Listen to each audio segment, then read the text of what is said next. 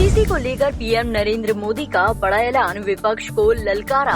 समान नागरिक संहिता पर पहली बार खुलकर बोले मोदी ने कहा, एक घर में दो कानून नहीं चलने देंगे। प्रधानमंत्री मोदी ने पहली बार मंच से यूनिफॉर्म सिविल कोड का जिक्र किया।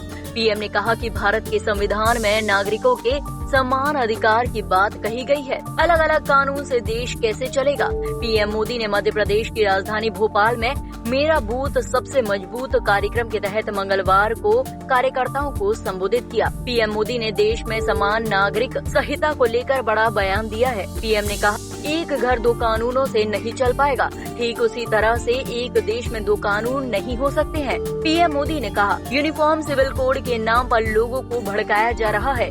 एक घर में दो कानून से घर नहीं चल पाएगा। भारत के संविधान में भी नागरिक के समान अधिकार की बात की गई है।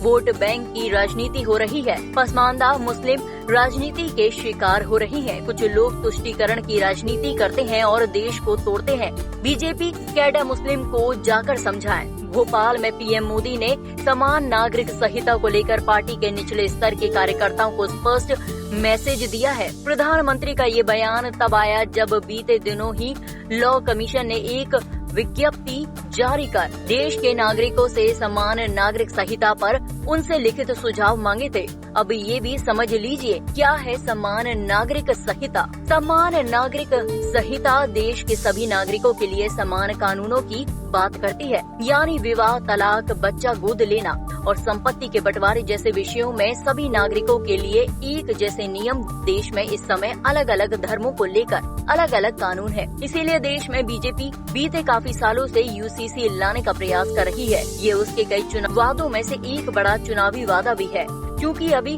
विधि आयोग ने देश के नागरिकों से यूसीसी को लेकर सुझाव मांगे हैं और इन सुझावों की अंतिम तिथि 15 जुलाई होगी। इसके बाद मिले सुझावों के आधार पर कानून मंत्रालय और इस क्षेत्र में काम करने वाले लोगों, राजनीतिज्ञों, शिक्षाविदों और सभी धर्मों के लोगों की एक कमेटी की भी राय ली जाएगी और उनके सुझावों के आधार पर कानून जानकारी रखने वाली एक टीम इसका प्रारंभिक ड्राफ्ट तैयार करेगी। उस ड्राफ्ट के तैयार होने के बाद ही ये पता चल सकेगा कि आखिर देश में ये कानून किस तरह का होगा। हालांकि अभी तक की मिली जानकारी के अनुसार यूसीसी मैरिज, डिवोर्स, उत्तराधिकारी, एडॉप्शन, गार्जियनशिप और जमीन और संपत्ति का बंटवारा जैसे मुद्दों को टारगेट करेगी। दावा किया जा रहा है कि यूसीसी भारत के संविधान के अनुच्छेद 14 के तहत समानता के अधिकार को सुनिश्चित करेगी। साथ ही अनुच्छेद 15 के तहत रिलीजन, रेस, कास्ट, सेक्स या फिर प्लेस ऑफ बर्थ के आधार पर किसी भी तरह के भेदभाव पर रोक लगाने का काम करेगी। ये कानून पर्सनल लॉ या फिर धार्मिक किताबों पर आधारित कानूनों और परंपराओं को इस यूनिफॉर्म सिविल कोड से रिप्लेस किया जाएगा।